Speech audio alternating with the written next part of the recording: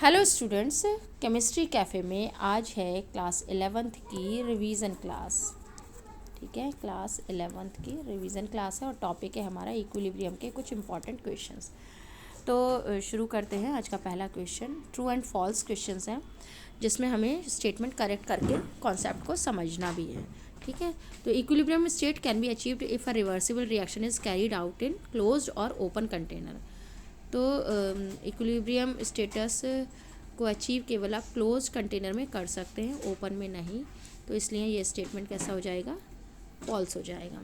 ठीक है, केवल क्लोज में ये रिवर्सिबल कंडीशन ऑब्टेन की जा सकती है for the equilibrium state. Next question है हमारा, फॉर अ रिएक्शन, एक रिएक्शन दी गई है, QC इज़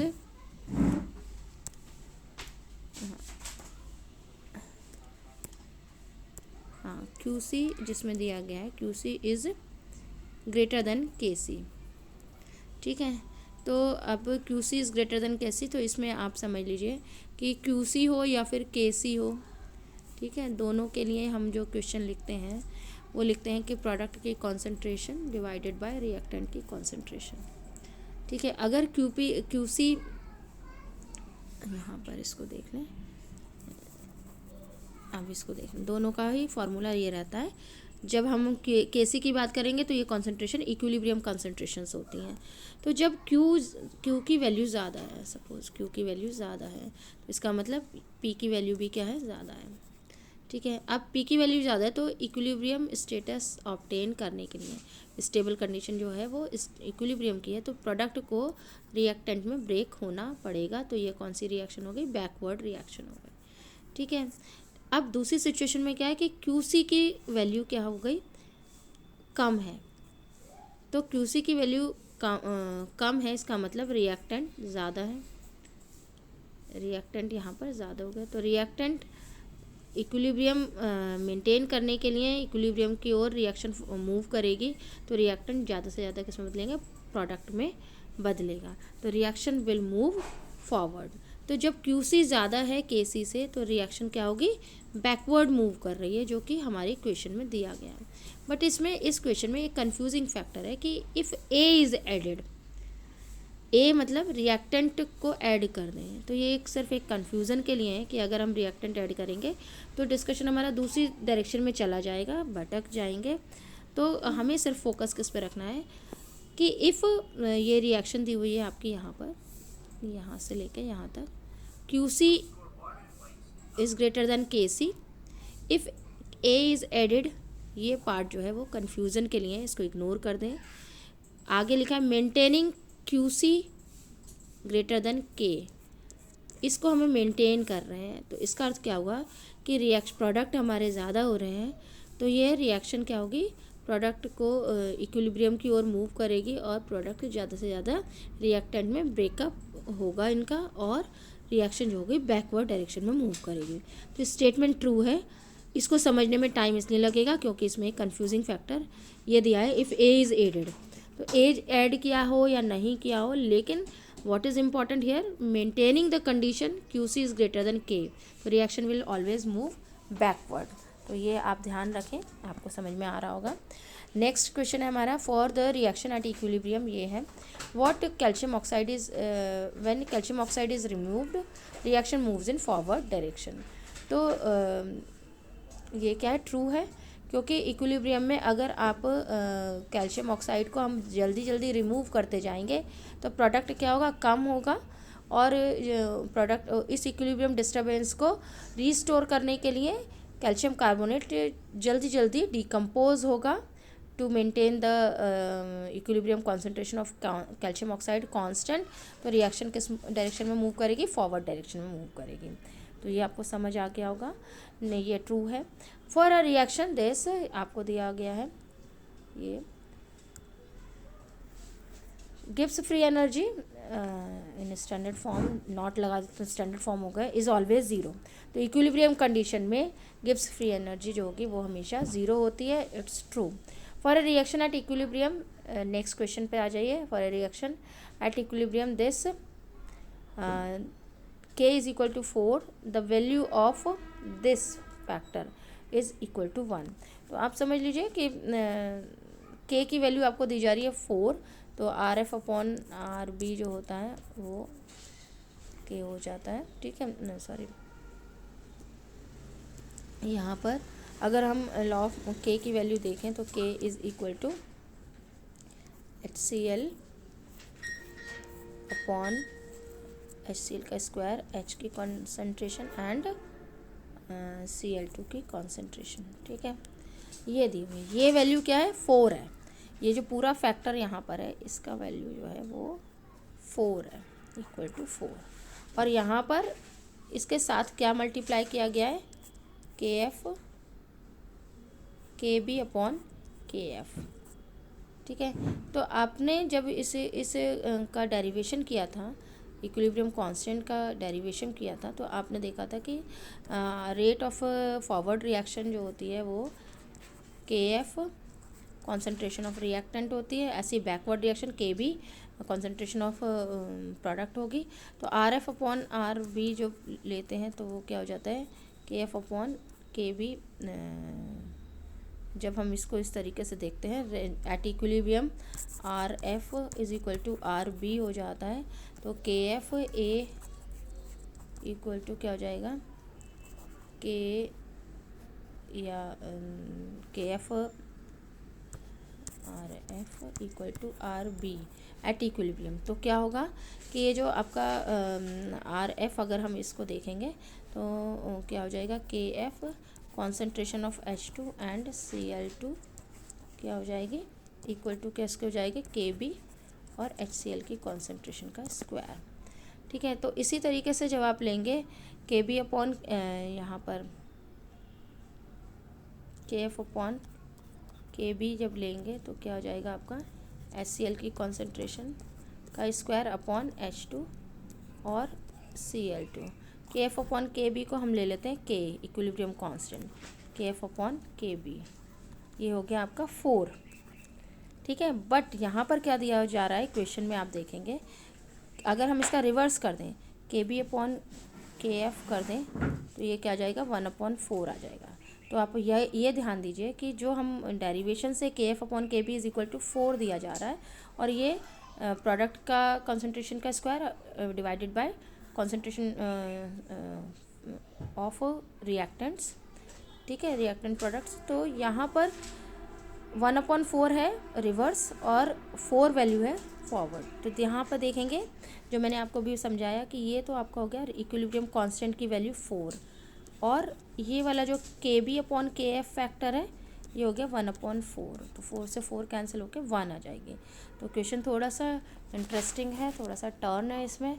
तो द रिएक्शन गिवन है, इसके लिए आप law of mass equilibrium constant का जो फार्मूला है वो आसानी से लिख सकते हैं। उसके साथ आपको ये एक एडिशनल फैक्टर दे दिया है के बी अपॉन के एफ, तो के बी अपॉन के एफ की वैल्यू कितनी होगी, 1/4, तो ये 1 आ जाएगी। तो ये ट्रू स्टेटमेंट है, तो अच्छा क्वेश्चन है। For the electrolyte A2B, if KSP is solubility product then its solubility S is this. तो यहाँ पर देख लीजिए A2B, जब A2B डिवाइड करेगा तो 2A प्लस ये 2A A पर प्लस आ जाएगा और B पर 2 माइनस आ जाएगा, ठीक है, एनाइन बनेगा, ये -2 आ जाएगा, ठीक। तो इसकी कौन सा जो सॉल्युबिलिटी दी हुई है यहाँ पर, तो ये हो जाएगी 2S और ये हो जाएगी S। तो जब आप KSP लिखेंगे तो 2S का स्क्वायर लिखेंगे बिकॉज ऑफ दिस 2, ठीक है, और यहाँ पे लिखेंगे S मल्टीप्लाइड बाय S, तो यह 4S क्यूब हो जाएगा, ठीक है। KSP क्या हो जाएगा, 4S क्यूब हो जाएगा। अब आपसे पूछा जा रहा है कि S, KSP is equal to 4S, ठीक है।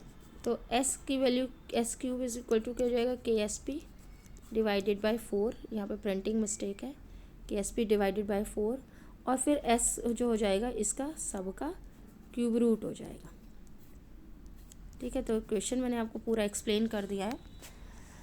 तो उसके अकॉर्डिंग अगर इसमें प्रिंटिंग मिस्टेक ना हो तो ये जो है S is equal to KSP upon 4 का होल क्यूब है, सॉरी क्यूब नहीं, 1/3 आए, 1/3 होगा, क्योंकि ये क्यूब है तो इसका क्यूब रूट लेना पड़ेगा, तो 1/3 हो जाएगा।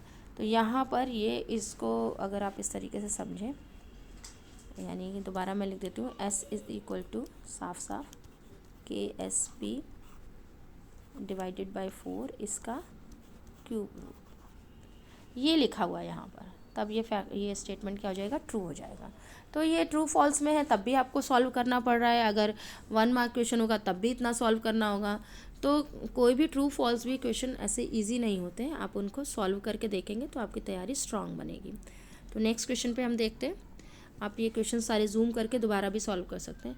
HCl3 is a conjugate base of H2CO3। ठीक है, तो H2 conjugate base, acid base आपको पता है, H2CO3 एक एसिड है। ठीक है, because it can give a proton, तो H+ और HCO3 है। तो ये एसिड का जो काउंटर पार्ट बचेगा वो क्या होगा, बेस होगा। चूँकि ये एसिड से बना है इसलिए ये क्या कहलाएगा, कॉन्जुगेट बेस कहलाएगा, क्योंकि now it can accept the proton. ठीक है, तो ये हो गया हमारा, तो ये स्टेटमेंट हमारा ट्रू हो जाता है। नेक्स्ट है, water can act as acid as well as base. तो ये बिल्कुल सही बात है, क्योंकि ऑटो हाइड्रोलिसिस ऑफ वाटर होती है, H2O+ है, H2O क्या है, ऑटो हाइड्रोलिसिस ऑफ वाटर है। तो इसमें क्या होगा, एक वाटर मॉलिक्यूल प्रोटॉन देगा, ठीक है, तो और एक प्रोटॉन लेगा। तो अगर ये देता है तो ये वाला लेता है, तो क्या बनाएगा, वो हाइड्रोनियम आयन बना लेगा। ठीक है, तो देने वाला, प्रोटॉन देने वाला एसिड हो जाएगा, और जो लेगा उसके पास, अगर इसने दिया है, सपोज इसने दिया है और इसने प्रोटॉन रिसीव किया है, तो ये HCO जो बन गया। ठीक है, तो रिसीव करने वाला बेस हो गया और देने वाला क्या हो गया, एसिड हो गया। तो एसिड के बाद ये हाइड्रोक्सिल बन गया। तो ये ऑटो हाइड्रोलिसिस है या सेल्फ हाइड्रोलिसिस ऑफ वाटर है, जिसमें वाटर एसिड और बेस दोनों के तरीके से रिएक्ट करता है। फिर है next, the pH of buffer solution remain same when any amount of dilution is done.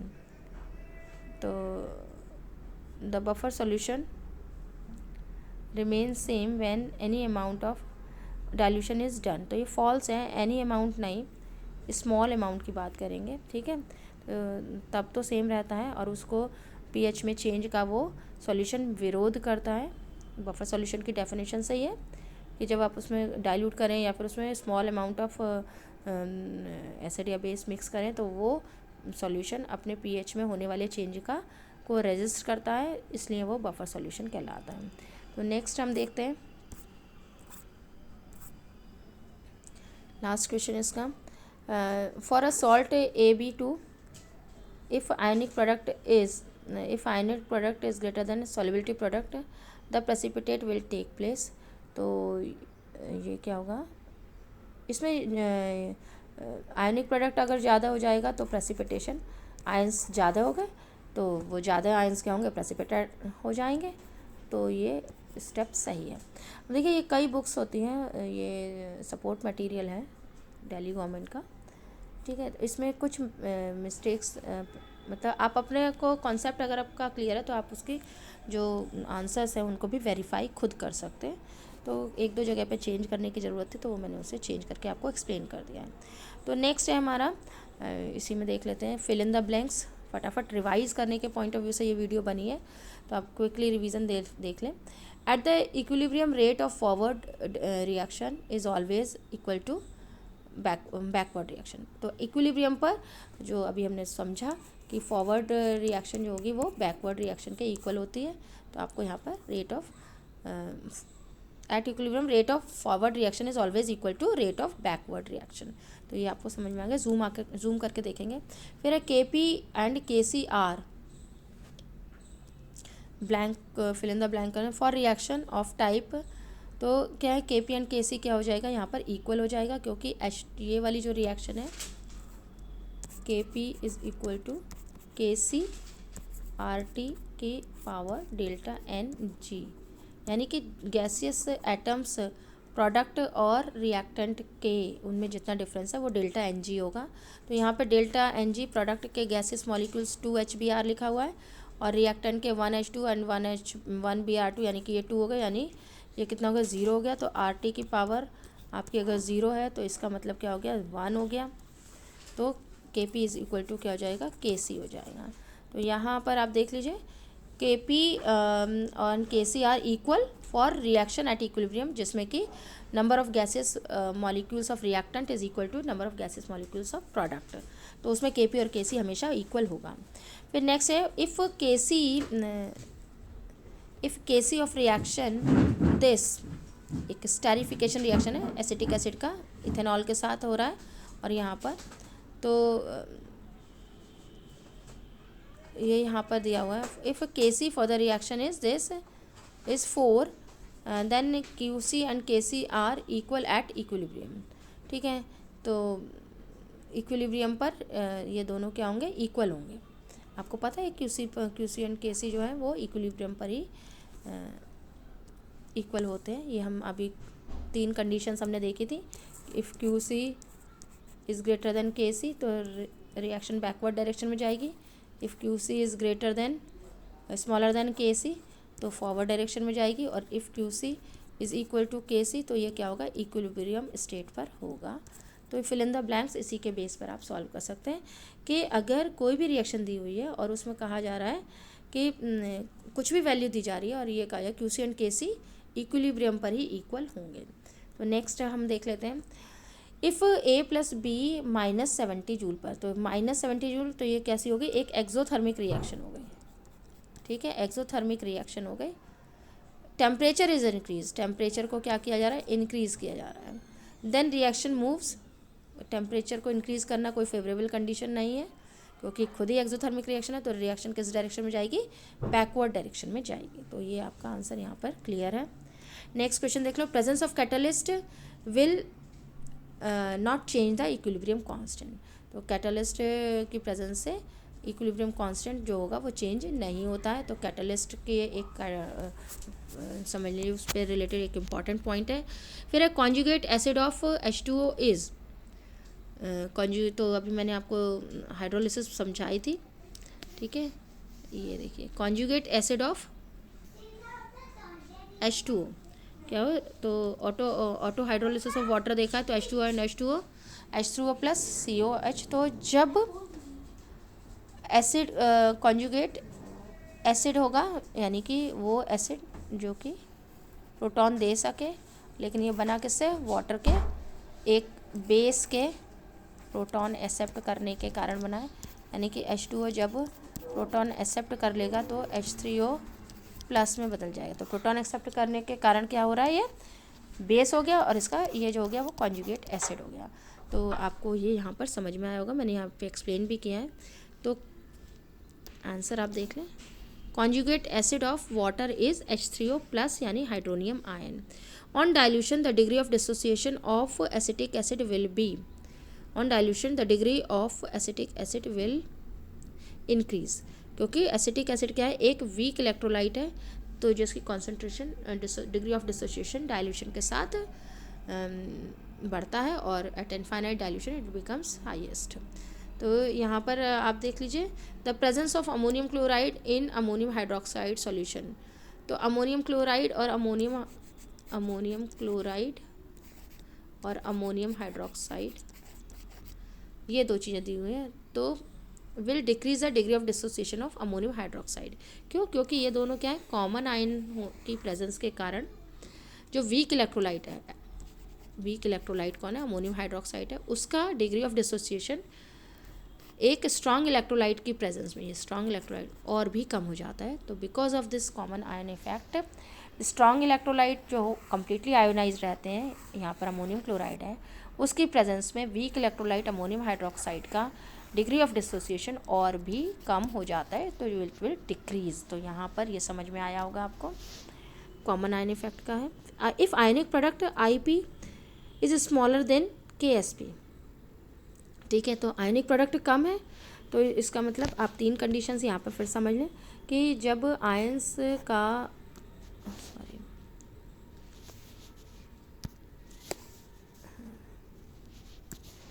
If ionic product जो है वो इक्वल टू है किसके, सॉल्युबिलिटी प्रोडक्ट के, तो क्या होगा, ये सैचुरेटेड सॉल्यूशन है, यानी कि अब इसमें और ज़्यादा सॉल्यूट को हम डिज़ोल्व नहीं कर सकते हैं। अब आयनिक प्रोडक्ट क्या है, ज़्यादा हो गया सॉल्युबिलिटी प्रोडक्ट से, यानी कि अब जो आयंस हैं वो एक्सेस में हैं, तो वो सैचुरेशन से आगे की स्थिति हो गई, यानी एक्सेस वाले जो होंगे वो प्रेसिपिटेट हो जाएंगे, पीपीटी बना लेंगे। तीसरी कंडीशन क्या हो गई कि आयनिक प्रोडक्ट जो है वो स्मॉलर है सॉल्युबिलिटी प्रोडक्ट से, तो ये क्या होगा, अनसैचुरेटेड सॉल्यूशन हो गया। और अनसैचुरेटेड सॉल्यूशन है तो इसमें और ज़्यादा सॉल्यूट को हम डिज़ोल्व कर सकते हैं। तो तीनों कंडीशंस आप ध्यान रखेंगे। सैचुरेटेड सॉल्यूशन होगा जब आयनिक प्रोडक्ट सॉल्युबिलिटी प्रोडक्ट के बराबर होगा। प्रेसिपिटेट तब होगा जब आयनिक प्रोडक्ट ज़्यादा हो गया सॉल्युबिलिटी से ज़्यादा, सॉल्युबिलिटी प्रोडक्ट से, तो ऑटोमेटिकली प्रेसिपिटेट बन जाएगा। और आयनिक तो ये सुपर सैचुरेटेड हो गया। और आयनिक प्रोडक्ट सॉल्युबिलिटी प्रोडक्ट से कम है, यानी आयंस अभी कम है, तो ये अनसैचुरेटेड सॉल्यूशन है और इसमें हम और ज़्यादा सॉल्यूट को डिज़ोल्व कर सकते हैं। तो क्वेश्चन हो गया आपका, if ionic product for a solute salt solution then addition of will not addition of, ये आई पी बहुत कम है, तो एडिशन ऑफ ए बी क्या है यहाँ पे डिक्रीज करना, A B further will not lead to precipitate initially. यहाँ पे कंडीशन क्या है, इनिशियली ये प्रेसिपिटेट नहीं करेगा, जब एक्सेस में हो जाएगा तब प्रेसिपिटेट करेगा। ठीक है, तो तब प्रेसिपिटेशन होगा।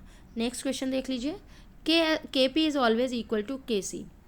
ये हमने पहले भी देखा था, के पी और के सी कब बराबर होंगे, जब डेल्टा एन जी की वैल्यू क्या होगी, ज़ीरो होगी। If delta N G is zero, तो तब क्या होगा, डेल्टा, ये यहाँ पर लिखा हुआ है, ये डेल्टा एन जी ज़ीरो हो जाएगा तो आर टी वन हो जाएगा, तो के पी इक्वल टू के सी हो जाएगा। तो ये कुछ क्वेश्चंस हैं जो आपको समझ आ गए होंगे। फिर हम नेक्स्ट क्वेश्चन लेते हैं, ये मैच द कॉलम्स का है, मैच द कॉलम्स। तो कॉलम 1 2 3 तीन कॉलम्स दिए हुए हैं। 1 में आपको रिएक्शन दिया है, 2 में आपको एक फैक्ट दिया हुआ है और 3 में इसकी मोलैरिटी दी हुई है। तो आप इन पहले हम 1 और 3 को देख लेते हैं। एक ही क्वेश्चन है नाइट्रोजन, हाइड्रोजन और अमोनिया का। तो ये एक पहले हम कॉलम 1 और कॉलम 2 का मैच देखेंगे। यहाँ पर क्या हो गया, NH3 की मोलैरिटी की पावर 2 हो गई प्रोडक्ट में, यहाँ से देखेंगे, और रिएक्टेंट में N2 की 1 हुई और ये M3 हो गया, यानी कि 3, और ये इसका मतलब क्या हो गया, इसका जो कॉन्सेंट्रेशन टर्म आई वो आ गई M2। तो ये जो मैच किया 1 वाला जो किया M2 के साथ करेगा, M2 आपका ये रहा, यानी कि 1 के साथ ये M2, चूँकि सॉरी यहाँ पर आप देखेंगे M2 जो है यहाँ पर M-2 जाएगा। क्यों, क्योंकि एक ये यहाँ पावर्स कितनी हो गई, टोटल पावर 4 हो गई, नीचे 3 and 1 की क्या हो गई, 4 हो गई, तो ये जाएगा तो M-2 आएगा। तो M-2 वाला यानी ये Q के साथ मैच करेगा, ये वाला जो है वो Q के साथ मैच कर गया। ठीक है, इसी तरीके से N2O2 4N है, यानी कि M की पावर 4 हो गई, और नीचे M की पावर कितनी हो गई, 2, इस वाले में हम देख रहे हैं। ठीक है, और यहाँ पर भी M की पावर कितनी हो गई, 2 हो गई, तो ये दोनों क्या हो गई, 1 हो गई, यानी कि M की पावर ये कैंसिल हो गया, तो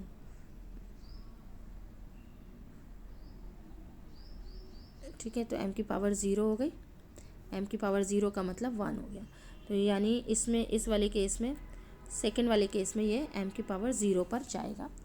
ठीक है, दूसरा वाला जो हमारा मैच हुआ वो इससे मैच हो गया। ठीक, M की पावर 0 से। ठीक है, फिर तीसरा है X, सॉरी मूव ही करना पड़ेगा, इसमें आया आपका M की पावर 0,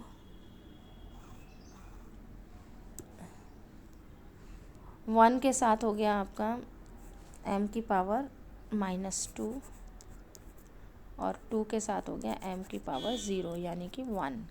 ठीक है, अब थर्ड में देख लीजिए, 2x y में हो गया आपका M, और इसमें क्या हो गया, M की पावर 2, यानी कि M-1 आ गया, ये किस में आ गया, थर्ड में। ठीक है, M-1 आ गया, R जो आ गया वो थर्ड में आ गया। ऐसे ही PCl5 PCl2 ये हो गया आपका M, PCl3 का एक M और इसका एक M, यानी 2 हो गया, और PCl5 का एक M हो गया, यानी ये हो गया M। तो ये हो गया आपका M वाला हो गया आपका ये S, इसके साथ जाएगा, तो ये फोर्थ वाले के साथ S जाएगा। तो ये इस तरीके से आप इसकी यूनिट्स निकालेंगे इक्विलिब्रियम कांस्टेंट की। अब कॉलम 1 के साथ कॉलम 2 को मैच कर लेते हैं। कैसे करेंगे मैच, ये आपको समझ आ गया। मैं इसको रिमूव कर रही हूँ, आप इसको नोट कर लें किस तरीके से किया है। M1 के साथ M-2 जा रहा है, कैसे किया है वो मैंने आपको करके दिखाया है। अब नेक्स्ट हम देखते हैं 1 और 2 को मिलाएंगे, तो ये एक एक्सोथर्मिक रिएक्शन है। डेल्टा H क्या हो रहा है, निकल रहा है, माइनस है, तो T क्या होगा, T क्या करेगा, इसको डिक्रीज़ करेगा। क्या करेगा, T का टेम्परेचर का इंक्रीज़ क्या करेगा, K को डिक्रीज़ करेगा। तो 1 के साथ ये 1 के साथ B मैच कर गया। ठीक है, इसी तरीके से सेकंड इक्वेशन देखें कि टेम्परेचर यहाँ पर क्या हो रहा है, यहाँ पर एक्सोथर्मिक एंडोथर्मिक रिएक्शन है, बट यहाँ ये सारा का सारा गैसियस मॉलिक्यूल्स है। Number of gases molecules of product is equal to number of gases molecules of reactant. ये 4 है यहाँ पर राइट हैंड साइड पर, लेफ्ट हैंड साइड पर 2 + 2 4 हो गया। तो P हैज़ नॉट इफेक्ट, यानी कि प्रेशर में चेंज का कोई इफेक्ट नहीं आएगा। तो 2 के साथ हमारा ये वाला आपका C वाला मैच कर गया। ठीक, इसके बाद आता है आपका थर्ड, ये है आपका delta H is equal two plus positive है, इसका मतलब एंडोथर्मिक रिएक्शन है। तो एंडोथर्मिक रिएक्शन है तो टेम्परेचर इंक्रीज़ करने पर K की वैल्यू भी इंक्रीज़ करेगी। तो थर्ड के साथ आपका A वाला मैच कर गया। फिर PCl5 का डिकम्पोजिशन दिखा रहे हैं और ये एंडोथर्मिक रिएक्शन है क्योंकि H पॉजिटिव है। तो इक्विलिब्रियम एक ही ऑप्शन बचा है आपके पास, तो वो क्या हो गया, equilibrium move forward on addition of xenon gas. Xenon is inert gas. तो एलिमिनेशन टेक्निक से भी आप इसे सॉल्व कर सकते हैं। और आपको अगर कॉन्सेप्ट बिल्कुल तैयार है तो आपको पता है कि एडिशन ऑफ इनर्ट गैस कब इक्विलिब्रियम को शिफ्ट करेगा, जब बोथ साइड क्या होंगे, नंबर ऑफ मोल्स या पार्शियल प्रेशर जो है वो चेंज होगा। यहाँ पे 2 है और यहाँ पर 1 है। तो यहाँ पर आप एडिशन ऑफ गैस को जब आप ऐड करेंगे तो वो फॉरवर्ड डायरेक्शन में मूव करेगी, यानी कि डिकम्पोजिशन ऑफ फॉस्फोरस पेंटाक्लोराइड को सपोर्ट करेगी। तो ये मैच द फॉलोइंग क्वेश्चन आपने किया।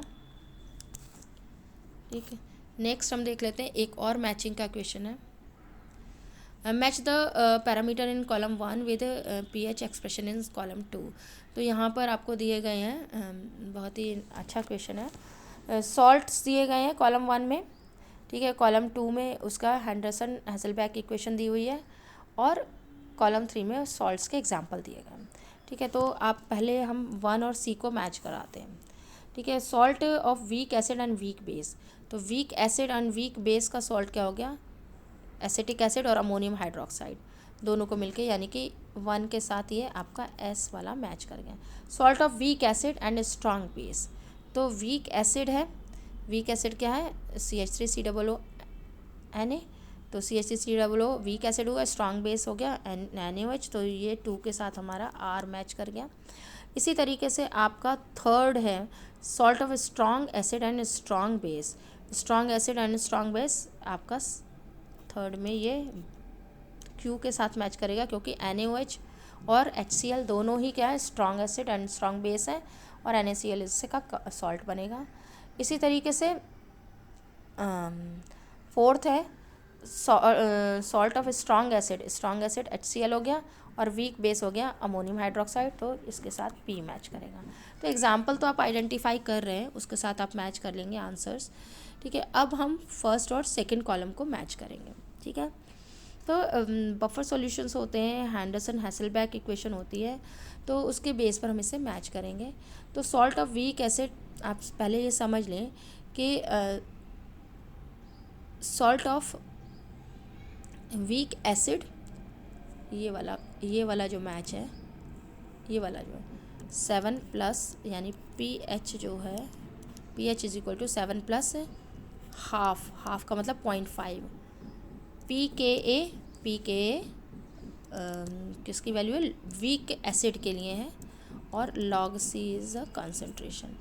ये होगा वीक एसिड और स्ट्रॉन्ग बेस से बने सॉल्ट के लिए।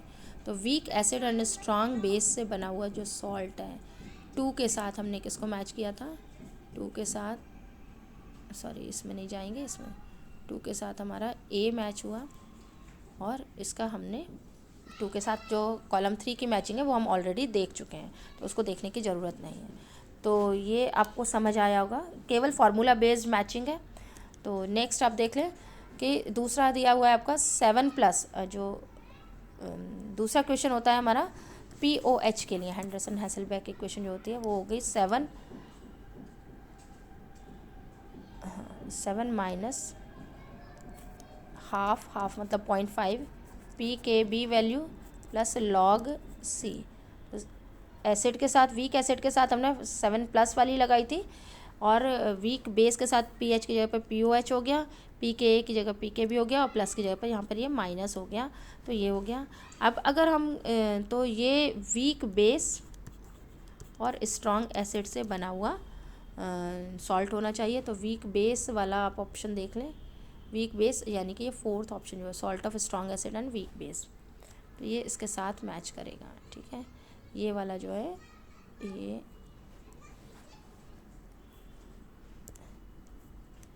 इसके साथ मैच करेगा। ठीक, अब अगर सॉल्ट ऑफ स्ट्रॉन्ग एसिड, अब salt of weak acid and weak base आ जाए, सपोज दोनों, अब हमें वीक एसिड का लिया था और वीक बेस का अलग अलग लिया था, अब हम देख रहे हैं salt of weak acid and weak base है, तो फार्मूला क्या बनेगा, तब उसमें PK और PKB दोनों इन्वॉल्व होंगे, यानी ये B के साथ मैच करेगा, तो इसका जो pH बनेगा वो होगा 7 + हाफ मतलब 0.5 PKA माइनस PKB। तो ये तीनों कंडीशंस आपने देखी, ये वीक एसिड वीक बेस के लिए हैं। वीक एसिड के लिए pH = 7 + half PKA plus log C weak acid के लिए हैं, और वीक बेस वाले के लिए हो गया POH 7 - half PKB plus log C। तो ये तीनों फार्मूले हेंडरसन हैसलबैक इक्वेशन के हैं। आपको इस क्वेश्चन के माध्यम से ये मैंने कॉन्सेप्ट समझाया। अब इसमें एक और रह जाता है, salt of strong acid and strong base, ये वाला पोर्शन। तो strong acid and strong base में हाइड्रोजन आयन जो होंगे वो इक्वल टू होंगे, हाइड्रोजन आयन कॉन्सेंट्रेशन जो इक्वल टू होगी किसकी होगी, हाइड्रोक्सिल आयन के कॉन्सेंट्रेशन के बराबर होगी, यानी कि PKW जो होती है फॉर वाटर वो कितनी हो जाएगी 14, और इसलिए उसका जो pH होगा, pH जो होगा वो क्या होगा, हाफ ऑफ PKW होगा, यानी कि 7 होगा, क्योंकि यहाँ से आप देख लें ये दोनों इक्वल है, तो यानी कि pH इसमें क्या होगा, pH = 7 होगा, न्यूट्रल होगा ये। तो आप ये क्वेश्चन आप समझ गए होंगे, देखने में मैचिंग द फॉलोइंग क्वेश्चन है, सिंपल सा है, बट इसमें पूरा का पूरा कॉन्सेप्ट बफर सॉल्यूशन का, हेंडरसन हैसलबैक इक्वेशन का, आयन प्रोडक्ट ऑफ वाटर का है, और न्यूट्रलाइजेशन की कंडीशन में दोनों क्या होंगे, हाइड्रोजन आयन और हाइड्रोक्सिल आयन इक्वल होंगे, तो ये पूरा कॉन्सेप्ट इसमें दिया हुआ है। तो अब असर्शन और रीज़न वाले क्वेश्चंस देख लेते हैं एक बार। इफ़ बोथ, देखिए इसमें 4 ऑप्शंस दिए होते हैं, असर्शन और रीज़न यहाँ आपको मैंने शॉर्ट में लिख के दिखाया है ताकि हम इसको जल्दी से कर सकें। अगर ऑप्शन ए दिया है, ए है असर्शन और रीज़न दोनों करेक्ट हैं, और रीज़न जो है वो असर्शन को एक्सप्लेन कर रहा है, ठीक है। बी तब होगा जब असर्शन और रीज़न दोनों करेक्ट हैं लेकिन असर्शन रीज़न को एक्सप्लेन नहीं कर रहा है। और तीसरा है आपका सी, जब असर्शन करेक्ट है रीज़न गलत है, और ऑप्शन डी जब है जब असर्शन गलत है और रीज़न सही है। तो आपको इसी बेस पर आंसर देने हैं ABCD की फॉर्म में। तो क्वेश्चंस हम फटाफट देख लेते हैं ताकि हम उसको जल्दी से फिनिश कर पाएँ। तो स्टेटमेंट 1 जो है वो असर्शन है और स्टेटमेंट 2 जो है वो रीज़न है, ठीक है। तो the endothermic reaction are favoured at lower temperature, बिल्कुल सही बात है। Endothermic reactions are favored at lower temperature and the exothermic reactions are favored at higher, नहीं गलत हो गया ना, ये एंडोथर्मिक को तो टेम्परेचर चाहिए, तो हाई टेम्परेचर चाहिए, और एक्सोथर्मिक को लो टेम्परेचर चाहिए, तो एजर्शन आपका गलत है। यहाँ पर आप देखें ये दिखा है। और रीज़न जो है, when a system in equilibrium is disturbed by changing the temperature it will tend to adjust itself as to overcome the effect of the change। ये आपका क्या है, ये आपका ली शैटिलियर प्रिंसिपल का फैक्ट है, तो ये रीज़न करेक्ट है, लेकिन तो आपको इसके अकॉर्डिंग आपको ऑप्शन देना है आंसर का। ठीक है, दूसरा क्वेश्चन देख लेते हैं। द मेल्ट, मैं यहाँ पर आपको सिर्फ एजर्शन रीज़न के सही गलत ही बताऊँगी। ऑप्शंस आप एज़ पर दिस इंस्ट्रक्शन चलेंगे, ए बी सी डी कौन सा देना है, ये मैंने आपको शॉर्ट में यहाँ समझा दिया। ठीक है, तो सेकंड क्वेश्चन देख लेते हैं। सेकंड क्वेश्चन है हमारा, the melting point of ice decreases with the increase of pressure. ठीक है, तो melting point of ice decrease कर रहा है प्रेशर इंक्रीज करने पर।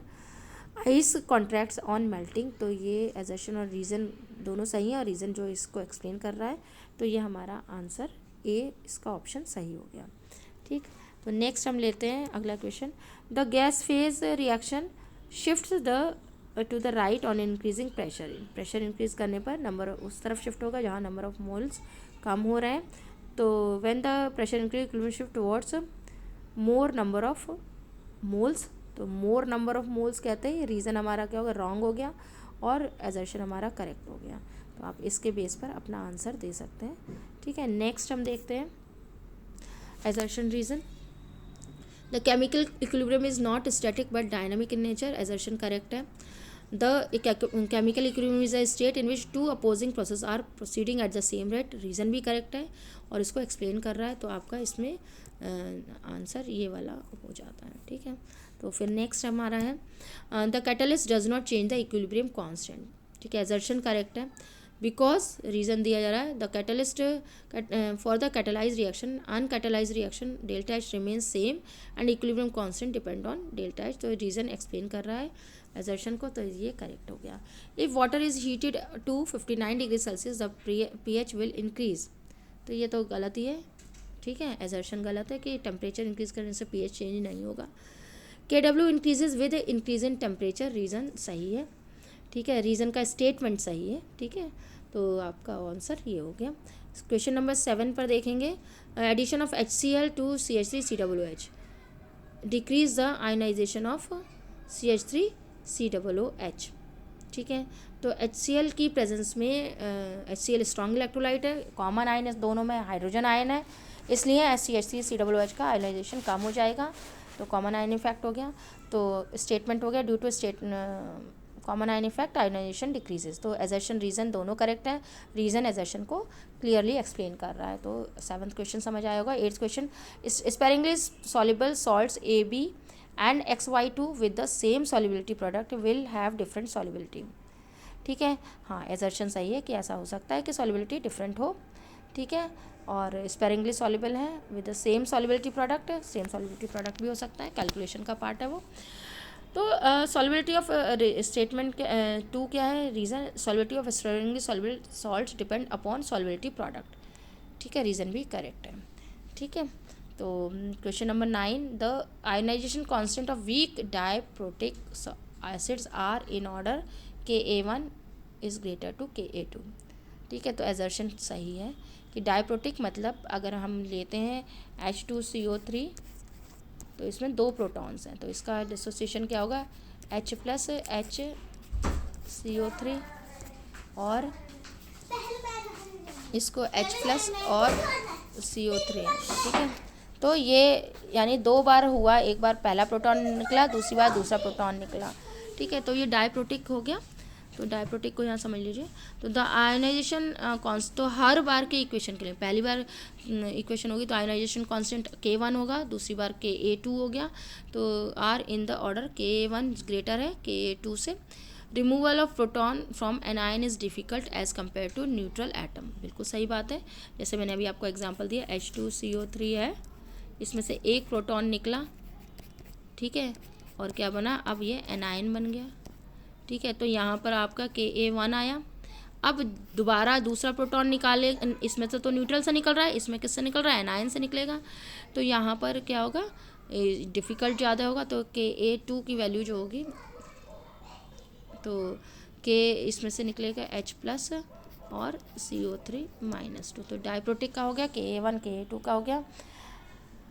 तो यहाँ पर removal of is difficult as compare to neutral atom, तो ये एजर्शन रीज़न बहुत करेक्ट है और इसको सही क्लियरली एक्सप्लेन कर रहा है, तो ये वाला ऑप्शन हो गया लास्ट क्वेश्चन एजर्शन रीजन का, in a titration of weak acid and strong base the pH at the half equivalence point is pKa।